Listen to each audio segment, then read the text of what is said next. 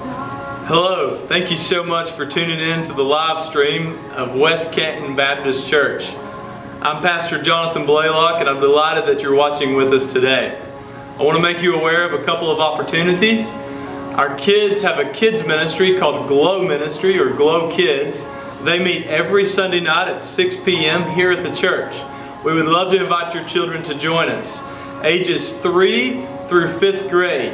We'd love to have your kids on Sunday nights for our Glow Ministry.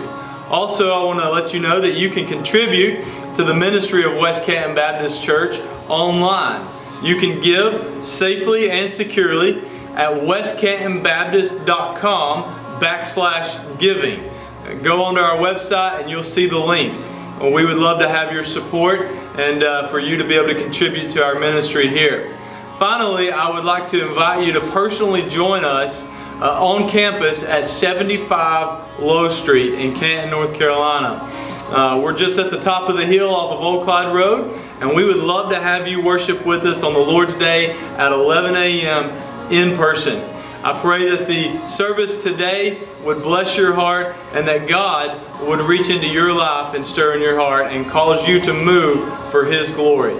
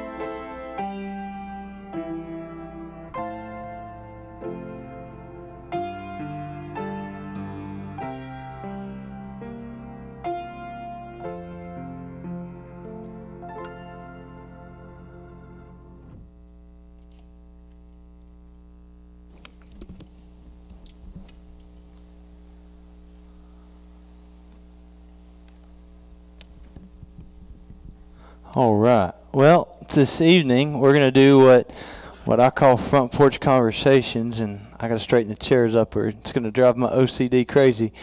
So we've done this a couple of times. Kasey, come have a seat with me. This is Kasey Brown, or as I call her, KB. This is KB. So Kasey is one of my absolute favorite young people. I know we're not supposed to have favorites, but pooey on that. I've got favorites, and she's one of them. Kasey and I met the year 2007, I think. God had just recently called me into ministry, and I began classes at Fruitland in 2006, and then in about October of 2007, God called me to be a youth pastor at Mount Zion Baptist Church up on Dix Creek. How many of you know where Mount Zion is? Most of you been to church up there before? Mount Zion's a little church up on Dix Creek, and so I went up there to be the youth pastor, and I was 24 years old and had no idea what I was doing, and I still don't know that I do. But anyway, so I went up there to be the youth pastor, and the school year had just began, and you had just entered the 7th grade, which makes you how old now? 23. 23 now, okay. She had just entered the 7th grade. I don't think you'd been going to Mount Zion at the time, and I still don't know why you came, but you did. I think I had, on Wednesday nights, I taught middle schoolers, and I think there might have been 3 of you at the time. And she stuck with me. We were there for about 3.5 years to 2011, and then we moved to Louisville. And so that's how we met. And Kasey was faithful. She was there every time the doors were open. And I got to know Kasey really well through that experience. And so what I want to do tonight, Kasey's got some exciting things that are happening in her life that we're going to get to in a few moments. But I'm telling you, and you're going to know why she's one of my favorite young people. She is just serving the Lord in so many various ways that we're not going to skip to the newest chapter. We're going to work our way there. So I'm going to let her tell you her story. So Kasey, I want you to begin and maybe there's something else you want to say about yourself in way of introduction. If I covered it. You went to Pisgah. What class were you? 2013. I said 2009 this morning. I missed it by quite a bit.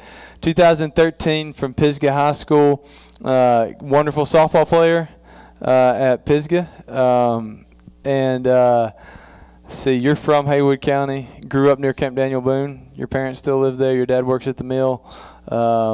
Just good folks. You got an older brother. That's it. All right, now tell us. We're going to start this by you telling us a little bit about how God saved you. Let's go way back when. Okay, like he said, he has no way of knowing why I ended up at Mount Zion, and neither do I. I just know growing up, I guess, as we would call it, I was going through the motions. I was drugged to church every time the doors was open, but it wasn't like I was made. I actually wanted to go, but then when I got in high school, my parents never really made me go to church anymore. My brother went to one church. I started going to another church. My mom went to church. My dad dropped out of church.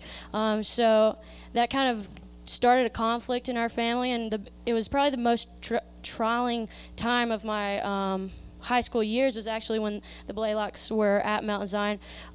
Me and my parents started arguing, and don't get me wrong, I love my parents now. They're great, and they're in a church together, but when my dad got out of church, it totally like rocked our family, because I was realizing that I had to, if I wanted to go to church, I had to do it on my own. So I actually started going to Mount Zion because my grandparents went there, and so that was the easiest. I knew people there, so I started going there, and I fell in love with Jonathan and Rebecca, so that's kind of the reason I stayed there. Not really, I stayed there for the people, not for the church at that point in my life. But they left, and I had friends that left, and it kind of rocked my world because I was like, okay, well, I was here. I really like the Blaylocks. Now they're gone. And so I didn't really. I knew God was working in my life, and it seemed that people came in my life and then they left my life. And then another set of youth pastor and his wife came to Mount Zion, and I still remember the night he was preaching or teaching our Sunday night, and he was talking about where we put different things in our life on a scale to 1 to 10, like how much time did we spend doing that. So he would ask, like, how much time do you spend in sports, or how much time do you spend worrying about money or your family or anything worldly, pretty much. And of course, you know, the ending question was, well, how much time do you spend with God? And it rocked my world to know that I wasn't spent, like, I probably should have put God at like 0. Sports was my life at that point in time. I was trying to find happiness in people, and then the Blaylocks left, and I lost friends, and I was like, well, you can't find happiness there. So I always knew God, but I didn't really know him, and I didn't really know how important he was. So that night I gained a personal relationship with Christ, and I remember going home and like shouting to my parents and like telling them that they had to get back in church. Like, it was a whole different view of church after I accepted Christ. So since then, everything pretty much changed in my entire life. In all fairness, we would have taken you to Louisville with us. So anyway, we may have even offered to do that, I think. Anyway, okay, so I remember distinctly when we lived in Louisville, Kentucky, and you were maybe a junior in high school, and you called, and you said, I'm starting to look at college. And I was kind of shocked that you called and asked me recommendations. I spent probably an hour, maybe 2 hours, putting together an email with 5 or 6 colleges and universities that I trusted, that I knew were conservative Christian-based universities or colleges. Sent you that, and then tell us where you went to college and why you went there. I hate you spent so much time because I started with North Greenville and I never looked at the rest. So, well, that was the top of my list. Yes. So. I went to North Greenville. I did. I texted Jonathan. I thought that he would be a good person to go to and find a good college. I never really had thought about going to a Christian college. I just I knew I wanted to go to a 4-year college, but my junior year is when I accepted Christ into my life, and I was like, well, I want to go somewhere. I was hurt. I kept hearing things like having atheist teachers, and I was like, I don't even want to go through that. I was a new believer. I was about to go to college, and I just didn't want that temptation in my life. So I chose North Greenville University in Tigerville, South Carolina. I don't know what's. Why'd you go to? Why? Well, you just told us that. So tell us about the. So at North Greenville, you got involved in missions too. So tell us about that. Tell us what the school requires and how you get involved. Tell us about their missions aspect of that school. Okay, yeah. North Greenville is very mission oriented. That's probably one of their biggest things is they want the students not just to come to school there to get an education, but to give back. And so when I went to North Greenville, I knew from the start that I wanted to go overseas, and I would tell my parents, like, I'm going overseas, and they were like, well, good luck, find the way to pay for it. And I was like, okay. So they have what's called the light teams, and these are short-term missionary teams that go out either on the spring break or the summer. And I knew I wanted to do it, but I didn't know where. So I actually filled out the application, and I wrote in at the bottom, I'll go wherever you'll let me go. And so I ended up going to Nicaragua, and we were doing vacation Bible school with kids. I knew I wanted to work with kids, and you had to write like a 3-page essay of like what you felt like your gift to God, or your gift from God was. And of course mine was children, and you guys will hear a lot more about that probably soon.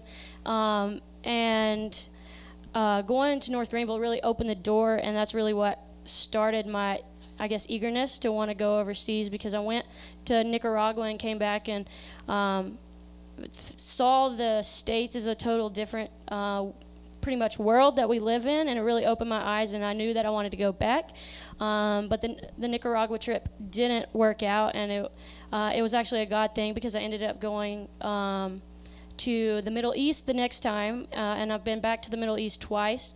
And I thought that's where I wanted to end up, but it was really opened a door to show me that I wanted to teach, because in the Middle East, I went to Jordan, and I taught in a Christian school there, and I taught English there. So that's really, North Greenville was the start of where I got my passion to teach overseas.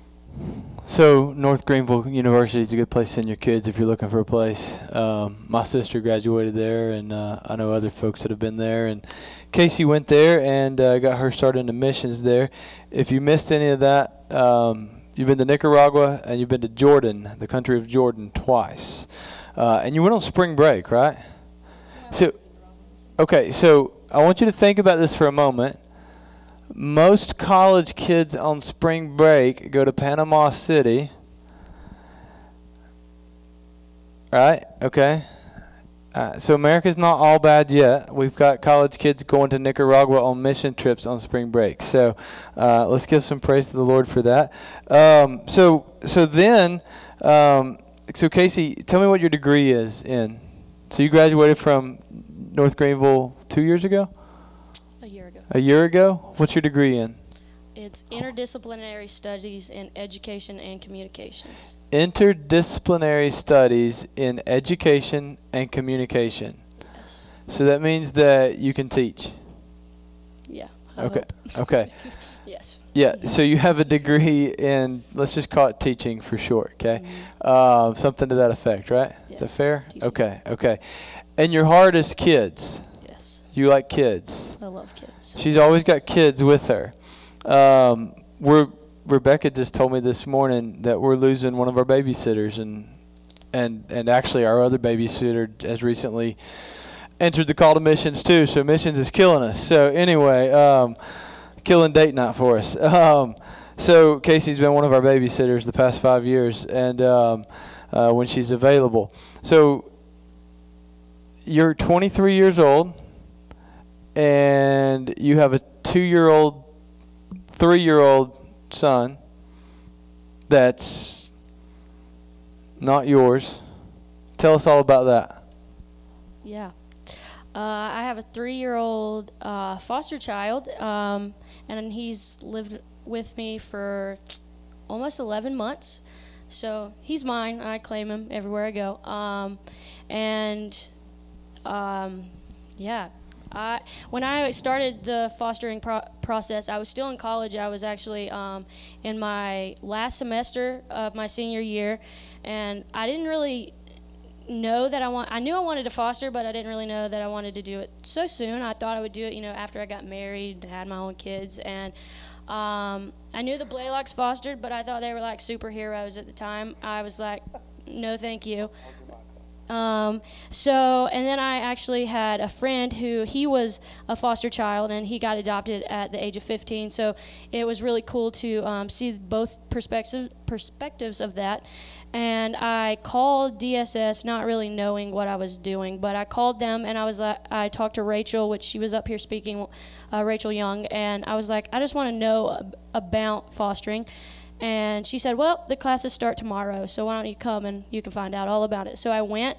I did the process that was a lot longer and a lot more paperwork than I ever imagined. But as soon as I got my license back, I got a call back maybe less than a week, and I've had that little boy. He's the first foster child I've had, and I've had him for 11 months, like I said, and I had one other emergency placement foster child. But yeah, and the question most people ask is, what happens to him once I leave? We are praying that if God's plan is that my family will get to adopt him. Someone in my family, they just finished their license, so we're waiting on them to come back, but we're hoping and praying that she'll get to adopt him. Okay, so let me just, if you're not tracking with me yet as to why this is one of my favorite young people I've ever known, college kid, goes on mission trips on spring breaks, graduates college, not married, not a dude in the picture, no kids, got a whole life in front of her, and says, I'm going to spend it by taking in a 3-year-old little boy and raising him and treating him as my own. And so she's a foster parent. She was here the night that we had our foster care panel. Sat down on the front with your leg propped up. Glad to see you using that leg tonight. So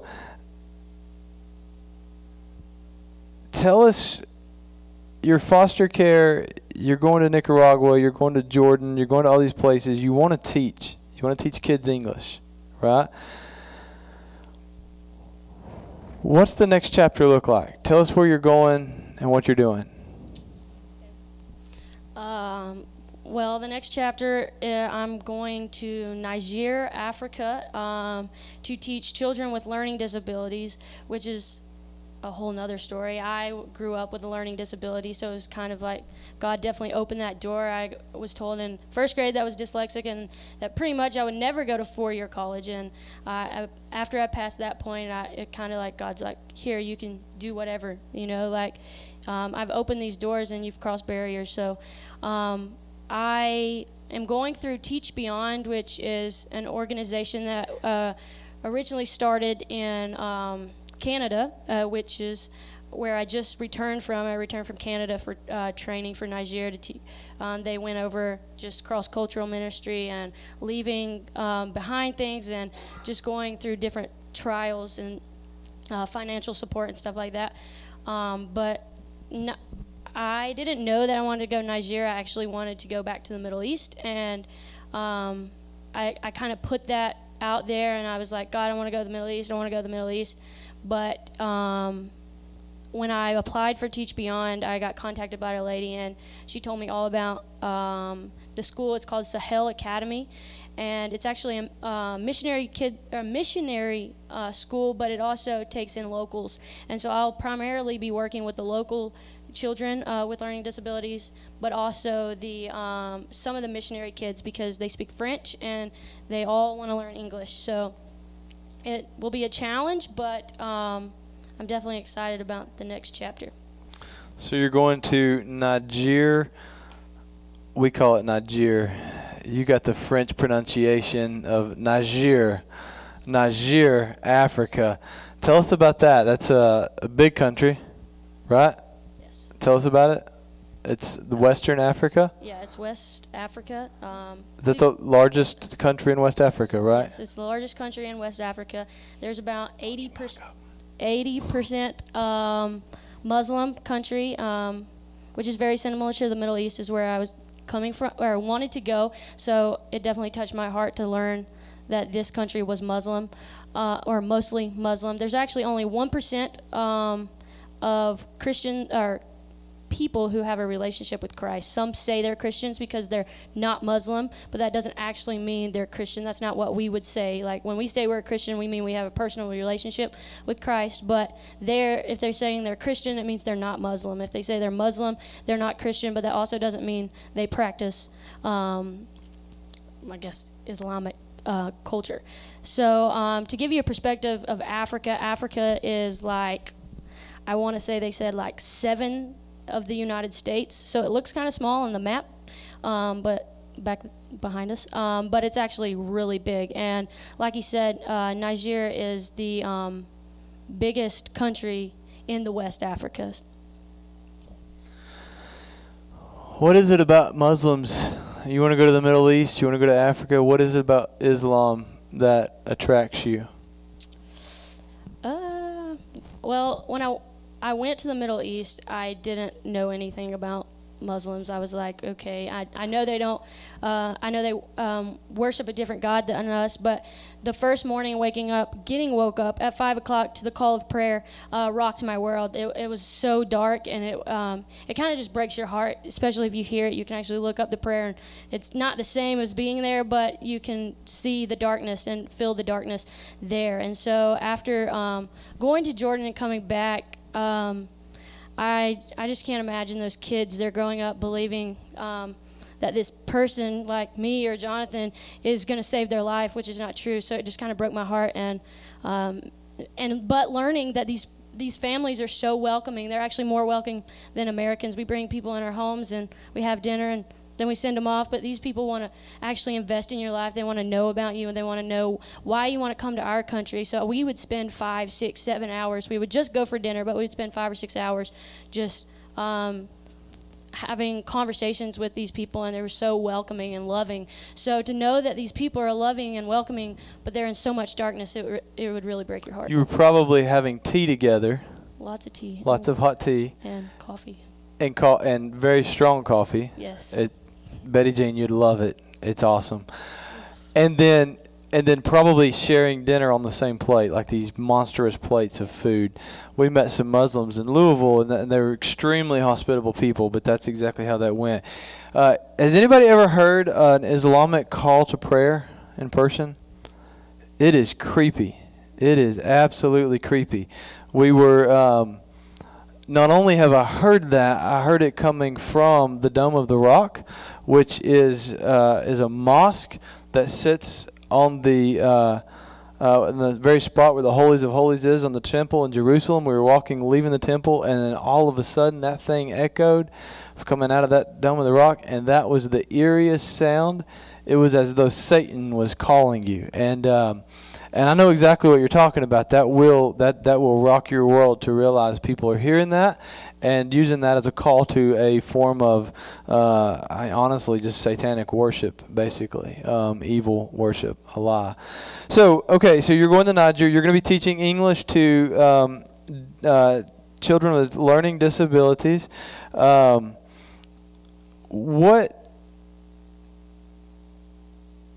Let's see. What does it take for you to go?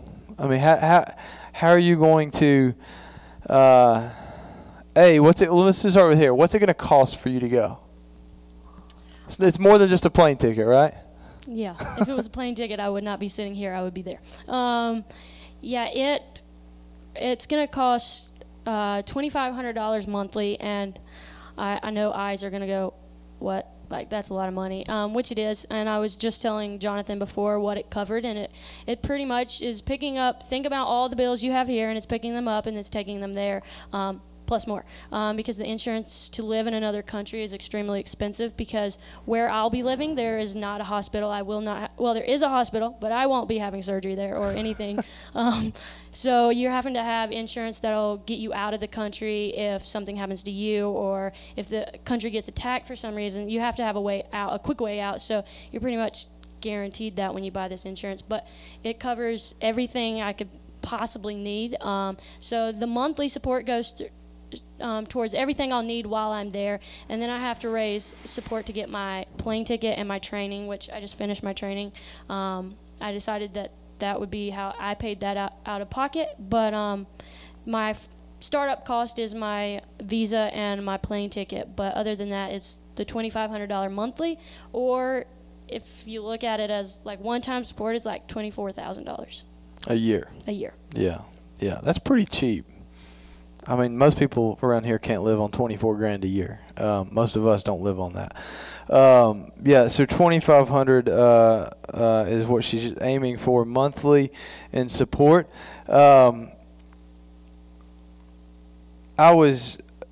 I'm about to wrap this up. I want to just make a couple of comments on some things that you said.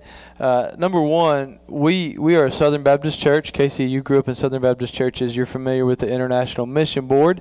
Everybody here is familiar with the International Mission Board. We're familiar with Lottie Moon, etc. Everybody's familiar with that. What you might not be, you probably are. I know I mentioned it about 2 years ago, two or 3 years ago. Our president of the International Mission Board pulled about 1,000 missionaries off the field. Our International Mission Board had not been run very well previously, and the budget was upside down. We were spending way more than we were bringing in as an agency. And so the way to fix that was to not spend so much. And so they offered early retirement to many missionaries, and a lot of them that had been on the field for 20 and 30 years took that, and they came back to the States and found a ministry in the States that they could be a part of. And so that decreased our number of missionaries from about 5,000 down to about 3,800, 3,900, somewhere in that we have internationally. And so many people were thinking, well, we need to get missionaries back on the field. Well, here's what we've been doing. We've been sending missionaries. I don't know how much you know about the International Mission Board, but you have to have a Master's of Divinity, which is typically a 96-hour credit hour degree. That's a 3 to 5 year degree past your bachelor's, and that's what I have. That's what I have, is a Master's of Divinity. And missionaries have to have that going onto the field to be a full-time supported missionary from the International Mission Board. And so the amount of training that's required is huge. And so what we're doing is we're sending folks over there and overseas, and we're supporting them as career missionaries. So our president of the International Mission Board, David Platt, had basically made this statement and has made a push over the past 3 or 4 years for what we call limitless missions. And so while degrees have limited our missionaries, if you don't have this degree and you haven't had this training and education, then you can't be a supported missionary. While that's done that, what we're pushing for now in our churches is for folks with any kind of education. Basically, when you graduate from college in America, let's say you go to law school and you're going to be a lawyer in America. Why can't you be a lawyer overseas and tell people about Jesus when you're offering law counsel, right? Legal advice.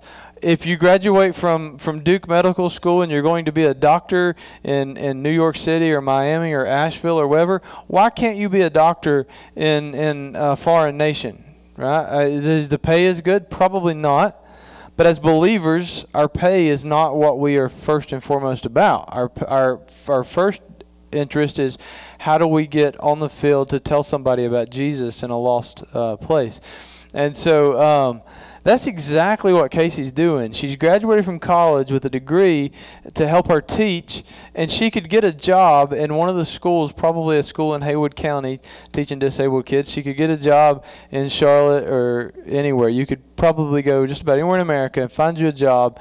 But she's chosen to take her education and to use it in another nation and to teach kids. But the ultimate goal is not to teach them English, is it? What is the ultimate goal? Share Christ with them. To teach them Jesus, exactly, right? So she's not going to teach English. That's a disguise. That is a platform. That's what I call a platform. It's a disguise. It's undercover. I don't care what you call it. You have a hidden agenda. If you're a Christian tonight, let me tell you that you have a hidden agenda, right? We have a hidden agenda as Christians that oftentimes we don't really hide that well. So we go to the community kitchen to feed people supper. We have a hidden agenda to tell them about Jesus as we feed them supper. You're going to teach these kids English, but you have an agenda to teach them Jesus, and as God opens that opportunity. So this is where our missionaries, for the foreseeable future, this is what missions is going to look like as a convention. It's going to look like kids like Kasey graduate from college and going overseas and using their education there, building their life there, getting a job there, learning, teaching, etc., and then telling people about Jesus in the process. Kasey's trying to get started in that and needs some support.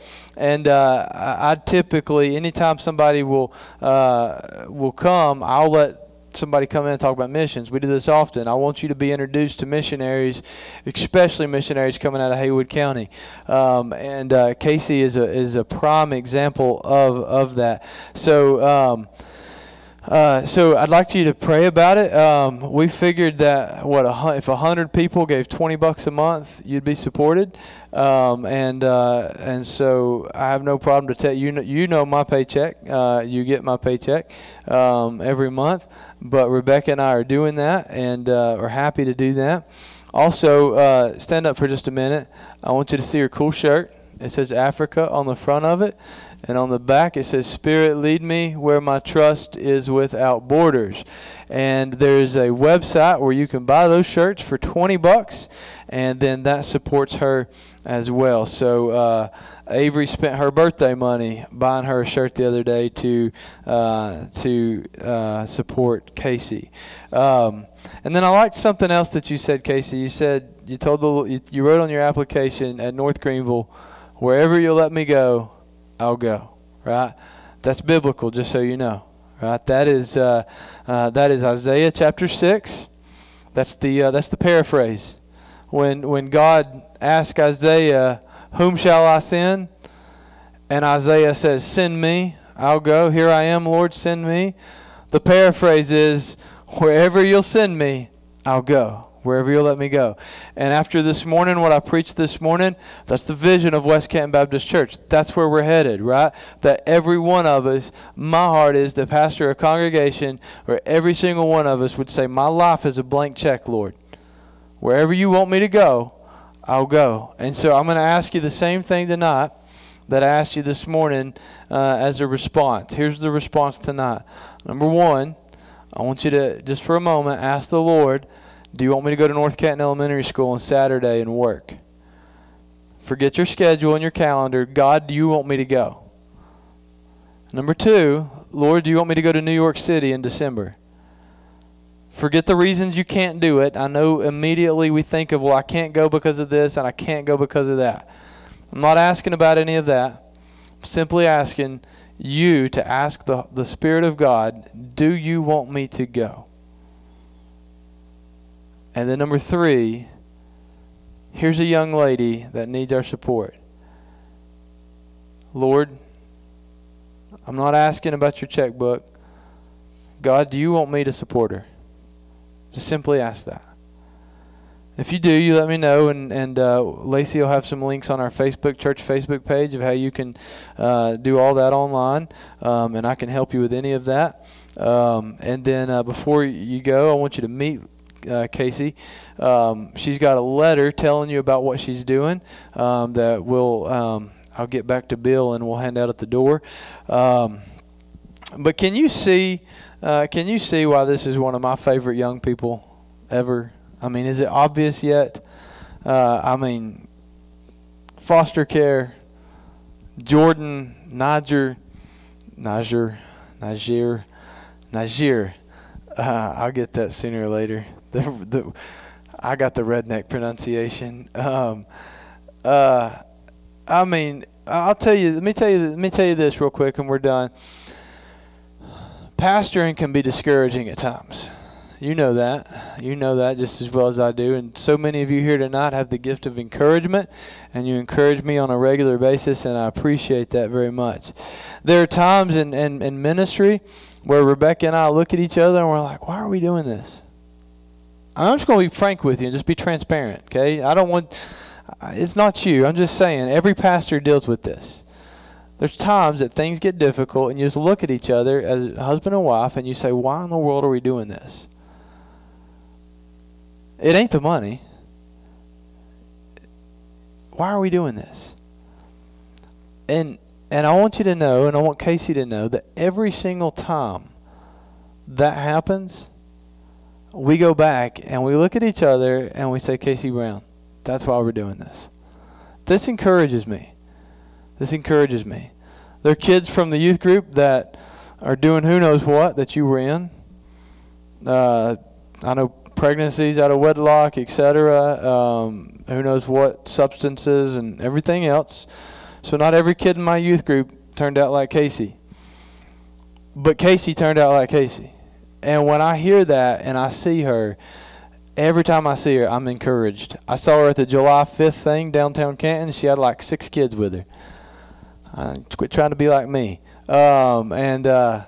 It's just, I mean, that's her heart all the time. And I'm just telling you guys, there is no better kid in Haywood County than this one right here. This is the finest person in Haywood County in my book. So I want you to just meet her. I wanted you to hear about her tonight.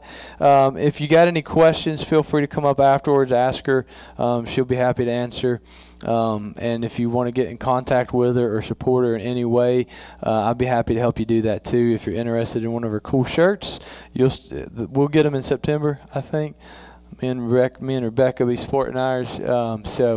But you pray for Kasey. Let me dismiss us tonight in a time of prayer as we pray for Kasey together. You pray with me. Father in heaven, God, we thank you this evening for the fact that you're still sovereign, Lord, that you're still on the throne, that you're still calling young people to follow you in a life of mission. Father, Lord, I'm just so thankful that I guess 11 years ago you brought Kasey into to our lives, and Lord, I'm so thankful that that relationship's continued to today. And Father, prayed would continue for decades to come. And Father, I'm thankful, Lord, for the way that you've used her thus far. Lord, for the way that you've used her in other nations around the earth, and the Lord, the call that you've put on her life to take the gospel wherever you'll send her, God. And I'm so thankful for her willingness and her simple faith in you. Father, we're thankful for the way that you've used her in the life of this little boy. And we pray, God, that, Father, that you would just continue to care for this child and that he would end up in the right home with the right family. And, Father, thankful for Kasey's influence in his young life. God, I pray that she would get her support, that she could get it and get on a plane and get over to Niger to begin teaching and to begin working with these students there. Father, we pray that, Lord, you would put it on our hearts as a congregation to be a church that's concerned with missions around the world. And, God, we'll give you the praise for all that you do in Kasey's life and all that you do in our lives as a church. And we ask this in the name of Jesus. Amen. Let me tell you, I can't tell you who yet, but there's another young couple that's recently announced a call to ministry that I hope to have in with us, hopefully in the next probably about 2 months. Have another young couple maybe in September in here with us on a Sunday night, and you'll be excited to meet them too. So, man, I'm so glad to live where God's still calling people to go. Man, isn't that good? Isn't it encouraging? Are you encouraged? Amen. You want to tell Kasey thank you for coming tonight? Thank you, Kasey. You're dismissed. Be careful on the water slide, especially you.